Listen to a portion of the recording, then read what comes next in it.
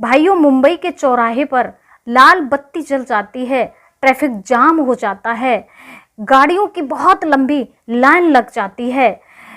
तभी एक गाड़ी में क्या दिखता है, एक बहुत ही स्मार्ट लड़का जो सूट बूट में बैठा हुआ है।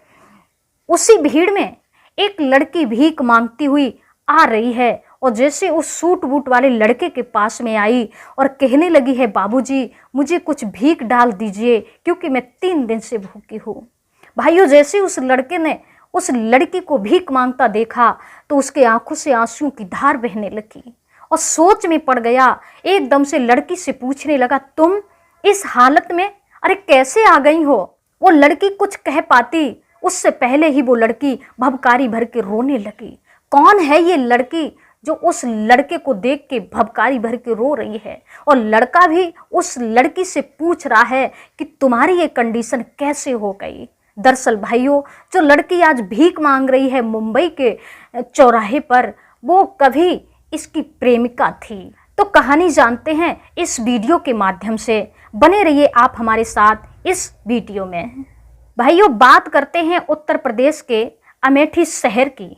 अमेठी शहर में एक स्कूल होता है जिसमें एक लड़का एक लड़की हाई स्कूल का दाखिला कराने आते हैं। जब दोनों का दाखिला हो जाता है तो दोनों जब परमानेंटली पढ़ने आने जाने लगते हैं, लेकिन जो लड़का होता है जिसका नाम देव है, देव पढ़ने में बहुत होशियार था, लेकिन जो लड़की होती है जिसका नाम रीतिका है, वो पढ़ने में बहुत ही कमज़ोर होती है।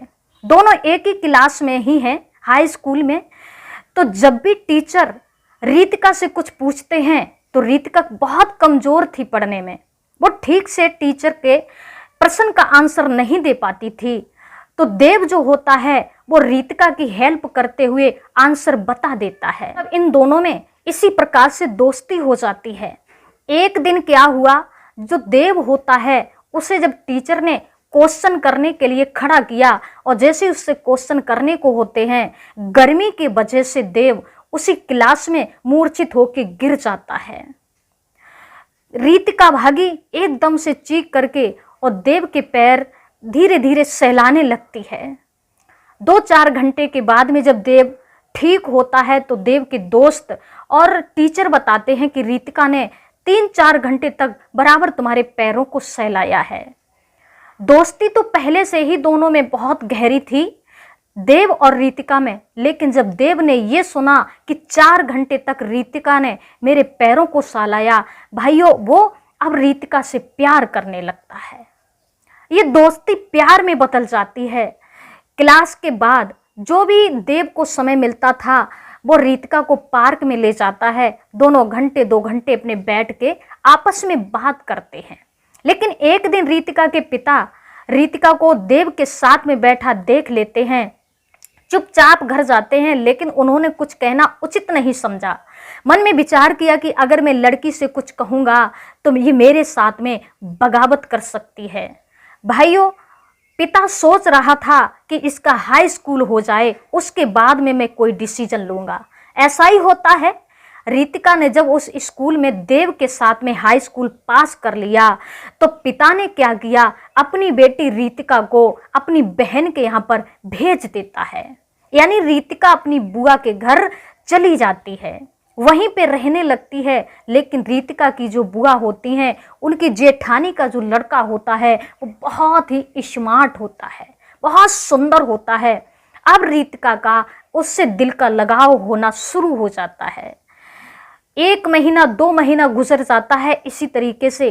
पहले तो देव से रोज बात करती थी, जब उधर वो जेठानी का लड़का मिल जाता है रीतिका को, अब वो 15 दिन में 20 दिन में देव से बात करती है। कहने का मतलब वो देव को भुलाने लगी और उस लड़के से धीरे धीरे प्यार करना शुरू कर देती है। जब वक्त गुजर जाता है भाइयों, तो रीतिका जो होती है वो उससे बहुत ज़्यादा मोहब्बत करने लगती। अब वो देव को बिल्कुल 1 पॉइंट प्रेम करती है, उसने 99 पॉइंट उस लड़के से प्यार अपना कर लिया। 1 पॉइंट जो बचा हुआ था वो सिर्फ देव के लिए था। यानी बिल्कुल भी नहीं मानो आप। कहने का मतलब जब इन दोनों की सारी हदें पार हो जाती हैं, ये दोनों एक दूसरे के साथ जीने मरने के लिए रीतिका उस लड़के से कस्में खा लेती है, दोनों वादे कर लेते हैं। तो रीतिका अपने घर फ़ोन करती है और अपने पिता से कहती है कि मुझे इनसे प्यार है, मैं इनसे शादी करना चाहती हूँ। तो पिता खुशी खुशी हाँ कर देते हैं। वो चाहते थे कि ऐसा हो जाए, इस लड़के देव से पीछा छूटे और वहाँ मेरी बेटी शादी कर ले। तो वही हुआ। इधर जब देव को ये बात पता चलती है कि रीतिका लव मैरिज कर रही है, लेकिन प्यार तो वो देव से कर रही थी, लेकिन लव मैरिज अब किसके साथ में कर रही है। अरेंज मैरिज करती तो समझ में देव के आती, लेकिन वो लव मैरिज कर रही थी। देव सोच में पड़ जाता है और कहने लगा, यार देव, जिस लड़की के लिए तुमने इतना प्यार किया उस लड़की ने तुम्हें ठुकरा दिया। अब उसके बारे में सोचने से, उसके पीछे भागने से कुछ हासिल नहीं होगा। आगे बढ़ने के लिए तुम्हें कुछ करना होगा।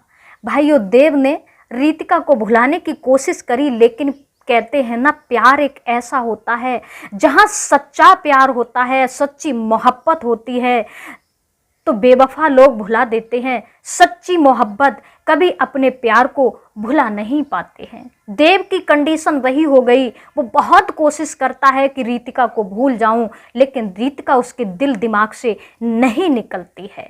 आखिरकार जब 4-6 साल गुजर जाते हैं, इधर जो देव होता है उसने बड़ी कड़ी मेहनत की और अपनी पढ़ाई में ही जुट जाता है। उसने सोच लिया, यार देव, लड़कियां तो बेवफा होती हैं, ये किसी के दिल को नहीं समझती और ठोकर मार के गैरों की बाहों में चली जाती हैं।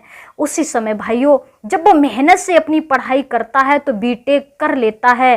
बीटेक के बाद में उसे मुंबई में ही बहुत अच्छी एक कंपनी में जॉब मिल जाती है। अब तो देव के पास में वीआईपी मकान भी है, वीआईपी गाड़ी भी है, जो देव अब तो सूट बूट में चलने लगा। इधर भाइयों होता क्या है, उसकी शादी हो जाती है, 2 बच्चे हो जाते हैं रीतिका के। वो अपनी दुनिया में इधर रह रही थी। 2 बच्चे हो जाते हैं, जिसमें एक बेटा एक बेटी थी। भाइयों, इसका पति जो होता है वो और लड़कियों से अफेयर में रहा करता था, लेकिन रीतिका को ये बात अच्छी नहीं लग रही थी। वो बार बार उसे रोकने की कोशिश करती थी, लेकिन उसने रीतिका को मारना, यहाँ तक कि छोड़ने की भी बात कह देता है। लेकिन रीतिका ने अपने पिता से भी बात करी, कहा कि पिताजी इन्हें समझा दीजिए, ये इस तरह से बात करते हैं, घर तोड़ना अच्छी बात नहीं है। लेकिन वो लड़का समझने वाला नहीं था। आखिरकार वही होता है जो वो लड़का करता है। एक दिन रीतिका को घर छोड़ के चला जाता है किसी फंक्शन में। एक छोटा सा बच्चा होता है रीतिका के पास में, गलती से वो टब में गिर जाता है, जहां उसकी मौत हो जाती है। जब इसका पति क्लब से लौट के आता है तो क्या देखा कि बच्चा खत्म उसे मिलता है। तो रीतिका को धक्का मार के घर से निकाल देता है, तुरंत ही पुलिस को बुला के अरेस्ट करा देता है। लेकिन पुलिस ने थाने ले जाने के बाद रीतिका से पूछताछ करी तो रीतिका रोते रोते कहती है, साहब मेरा कोई गुनाह नहीं है, ये जानबूझ के मुझे फंसा रहे हैं, बच्चा अपनी मौत मरा है, मैं तो घर की सफाई कर रही थी, वो टब में गिरने से मरा है। तो पुलिस के जो लोग होते हैं, जब उसकी दर्द की कहानी सुनते हैं तो उसे छोड़ देते हैं। कहते हैं, जब तक आपके प्रति मुझे कोई प्रूफ नहीं मिल जाएगा मैं आपको अरेस्ट नहीं करूंगा। इधर रीतिका की जांच चलने लगती है। रीतिका अपने घर मायके को चली जाती है तो उसकी सहेली कहती है, बहन तू कब तक ऐसे रहेगी, आज नहीं तो कल अगर तेरा केस फंस जाएगा तो पुलिस तुझे जरूर अरेस्ट कर लेगी, इससे तो बढ़िया है ये तू घर छोड़ के कहीं चली जा। अब रीतिका कहाँ जा सकती थी। मुंबई में जब जाती है, एक रूम लेके जब रहने लगी, मन में विचार किया कि लोग ये कहते हैं कि पुलिस के बहुत लंबे हाथ होते हैं, कोई कहीं छिप जाए लेकिन पुलिस उसे तलाश लेती है। तो अब रीतिका क्या करती है, वो भीख मांगना शुरू कर देती है कि इस कंडीशन में मुझे पुलिस नहीं ढूंढ पाएगी। तभी अचानक जब मुंबई के चौराहे पर लाल बत्ती जल जाती है और ट्रैफिक लग जाता है, और इधर जो देव था वो अपने काम से गाड़ी से कहीं जा रहा होता है, और जब उसी जाम में देव फंस जाता है तो क्या देखा है, वही रीतिका आज हाथ में कटोरा लिए भीख मांग रही है। और जैसे सूट बूट वाली गाड़ी को देखा सोचने लगी यहाँ मुझे कुछ मिल जाएगा। और जैसे ही रीतिका वहाँ पहुँचती है, देव से कहती है बाबूजी मुझे 3 दिन हो गए, मुझे कुछ खाने को नहीं मिला, थोड़ा सा मुझे कुछ दे दो जिससे मैं अपना पेट भर लूँ। देव ने जैसे रीतिका को देखा भभकारी भर के रोने लगा और कहने लगा तुम्हारी ये हालत कैसे हो गई। रीतिका भी देव को देख के भभकारी भर के रोने लगती है। देव उसे इतना दुखी देखता है, अपनी गाड़ी में रीतिका को बिठाल के अपने घर ले जाता है, सारी कहानी पूछता है। रीतिका ने सारी बात बता दी, देव मेरे साथ में पिता ने ऐसी साजिश करी जो तुमसे दूर किया और वहाँ मुझे उस लड़के से फंसा दिया जो वो और लड़कियों से अफेयर में रहा करता था। मैंने रोकने की कोशिश करी तो उसने मुझे झूठे केस में फंसा दिया, मुझ पे केस लगवा दिया। मैं पुलिस से बचने के लिए अब भिखारिन बन के अपनी ज़िंदगी काट रही हूँ। वो घर मुझे अब कोई स्वीकार नहीं कर रहा है, अब ज़िंदगी भीख मांग के ही काट रही हूँ। देव ने तुरंत रीतिका की आवाज़ को अपना दर्द बनाया और अच्छे से वकील के पास जाता है। उसी समय जो केस रीतिका पे जांच हो चुकी थी, केस चलने लगा था, वो केस पूरा फाइनल कराता है, रीतिका की निर्दोष साबित करा देता है। और रीतिका जब देव के पास आती है तो देव सोचने लगा कि रीतिका को अब कहाँ जाना है, इसका कोई पता ठिकाना नहीं, पति ने तो इसे छोड़ दिया, अब ये कहाँ जाएगी। इधर जो उसका पति था रीतिका का, उसने दूसरी शादी भी कर ली, बड़ी इंजॉय भरी जिंदगी जी रहा था। रीतिका दर दर की ठोकर खा के भीख मांग रही थी। देव ने उसका केस भी छुटा दिया, अपने घर रखे है। अब रीतिका से इस कदर बात करने लगा कि चलो देखते हैं कहीं ये मुझसे प्यार तो नहीं करती। तभी देव ने, जो उसके कंपनी में एक लड़की उसकी गर्लफ्रेंड होती है जो देव के साथ में फ़ोटो खिंचाए हुए थी, देव ने वही फ़ोटो दिखाया और कहा कि मैं इससे शादी करने वाला हूँ।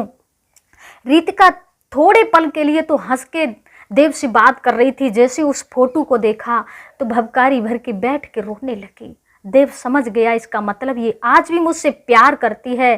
तुरंत हंस के कहने लगा है रीतिका मैं उससे शादी नहीं कर सकता, अगर तुम चाहती हो तो तुमसे मैं आज भी शादी करने को तैयार हैं। उसी समय रीतिका एकदम से उठी और देव के कलेजे से लग जाती है। भाइयों दोनों ने बड़े प्यार से शादी करी और करने के बाद ज़िंदगी जो रीतिका की इतनी बुरी हो चुकी थी, सच्चे प्यार ने उसे बिखरता हुआ आज अपने में प्रेम के धागा में बांध लिया। तो भाइयों ये कहानी कैसी लगी आपको, देखते रहिए हमारे चैनल के लिए। अगर ज़रा भी कहानी आपको अच्छी लगी हो तो हमारे चैनल को सब्सक्राइब कर दीजिए, वीडियो को लाइक कर दीजिए।